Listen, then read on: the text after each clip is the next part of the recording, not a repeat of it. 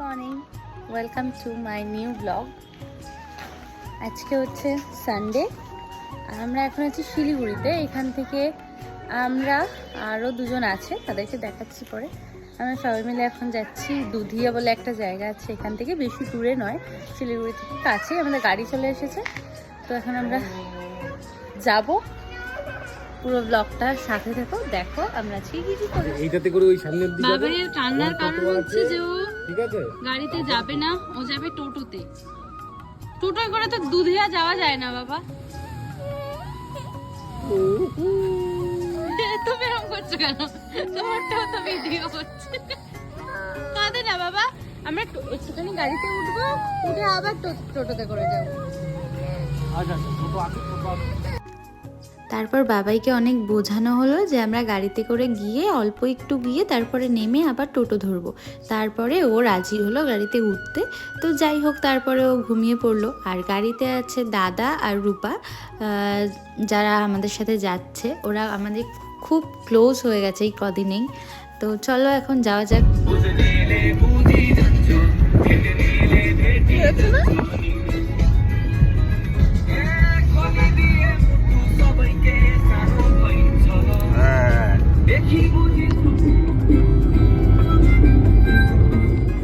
আমাদের শিলিগুড়ি আসার একটাই কারণ ছিল যে আমরা একটু ঘুরতে যাব, কারণ আমরা খুব এক্সস্টেড হয়ে যাচ্ছিলাম বাড়িতে থেকে থেকে।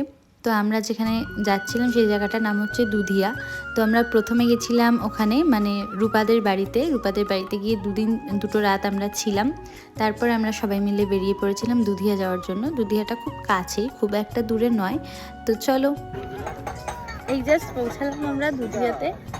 আজকে সানডে বলে হয়তো ভিড়টা বেশি, বা এরকমই ভিড় হয় কি আমার ঠিক জানা নেই। এসো তোমরা, দেখো চেঞ্জ করছে আবার ড্রেস। বাই বাই, সে হাই, তোমার ছুটিটা দেখিয়ে দাও। তো আমরা এখন নামবো নদীতে। এই নদীটার নাম জানা আছে? নদীটার নাম জানি না। সেই তো, হ্যাঁ, তোমাদের তো সব তিস্তা, তোমাদের তিস্তা তোরসা ছাড়া আর কি। না, জায়গাটা খারাপ না, জায়গাটা খুব সুন্দর। আমি ব্যাক করে দেখাচ্ছি তোমাদেরকে। কারণ আমরা ভেবেছিলাম একটু ফাঁকা ফাঁকা থাকবে, হয়তো সকালের দিকে আসলে একটু ফাঁকা পেতাম, বাট আমাদের বেরোতে বেরোতে দেরি হয়ে গেছে অনেকটাই। ও ওই জন্য অনেক লোকজন আছে। তারা ব্যাক করি। এদিকে পাহাড়, একটা ব্রিজ, নদী।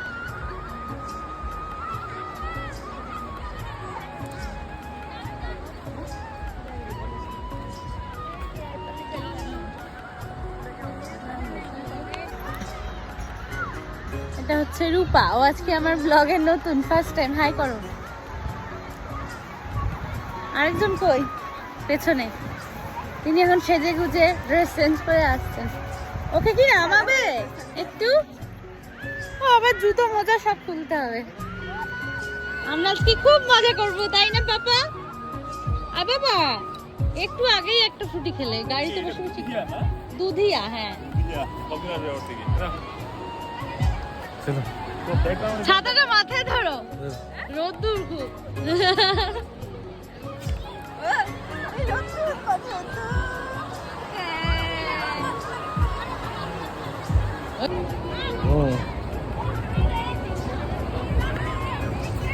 নামবে জলে, ওর খুব শখ হয়েছে জলে নামার।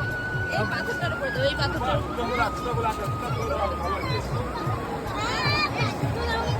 ছেড়ো না কিন্তু, সাবধান।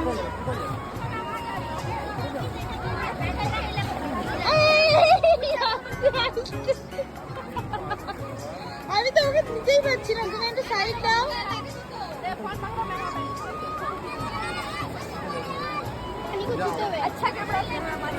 বাবাই বাবাই, এই বাবা উঠে আর করতে হবে না, উঠে এসো, উঠে এসো।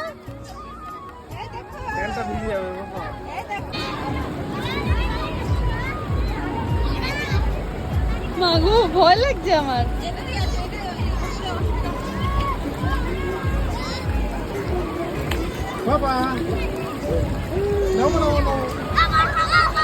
এই প্রথমে এরকম একটা জায়গায় এসেছি। সুন্দর না ভিউটা? কি ভালো লাগছে।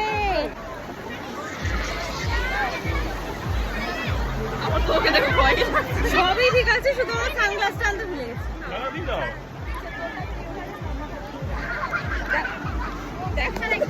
ওখানটা অনেক ডিপ। দেখো না, ওদের দেখো। কি ভালো লাগে এই শব্দটা।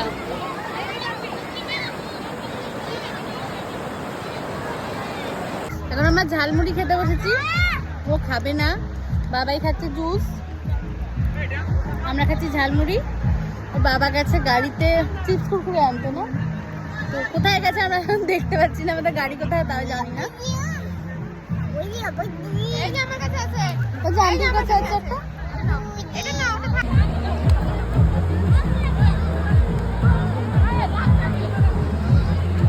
কি সুন্দর নেচে নেচে মজা করছে সবাই।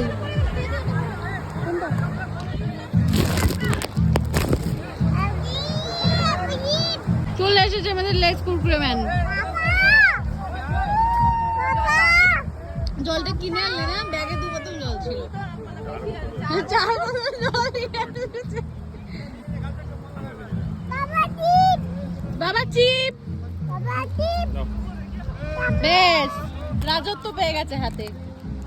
কোনটা খাবে? এখন এখানে হাওয়াই মিঠাই রেখেছে, হাওয়াই মিঠাই কিনতে এসেছে। ইয়ে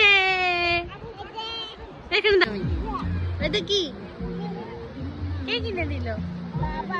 বাবা না, আন্টি কিনে দিয়েছে। কে কিনে দিয়েছে? আন্টি। ওগুলো খেও না, দেখো তোমার জিভটা পিঙ্ক কালারের হয়ে গেছে।